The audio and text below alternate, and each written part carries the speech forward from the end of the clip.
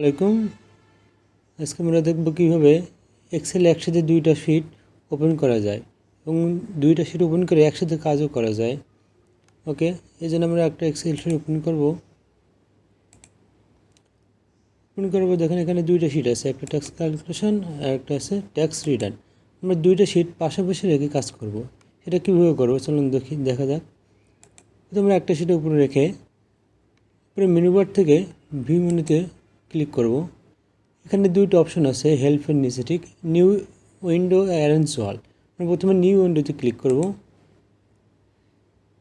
New উইন্ডোতে click করার পর আবার আমরা ভিউ মেনুতে যাব, যে অ্যারেঞ্জ ওয়ালে ক্লিক করব।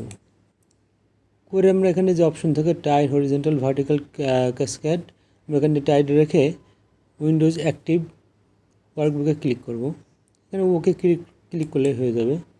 দেখেন ওকে ক্লিক করার পরে দুইটা শিট আমাদের পাশাপাশি চলে আসছে। আমরা দুইটা শিট এখন চাইলে একসাথে কাজ করব।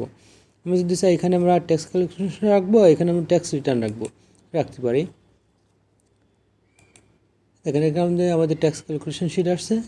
আমরা যখন এই শিটে যাচ্ছি তখন আমরা এই শিটে কাজ করতে পারতেছি। চাইলে এখানে দুইটা শিটে কাজ আমরা একসাথে করতে পারি। এখানে আমি যদি চাই কোনো কিছু লিখবো তা লিখতে পারি, এখানে যা লিখবো তাই আসবে। চাইলে আমরা এখানেও কিছু লিখতে পারি। আমরা একসাথে লিখে দুইটা শিট পাশাপাশি রেখে আমরা এখানে টাইপ করতে পারবো।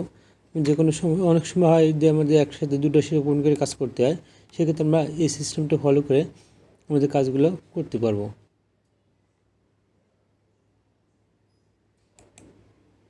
আসসালামু আলাইকুম।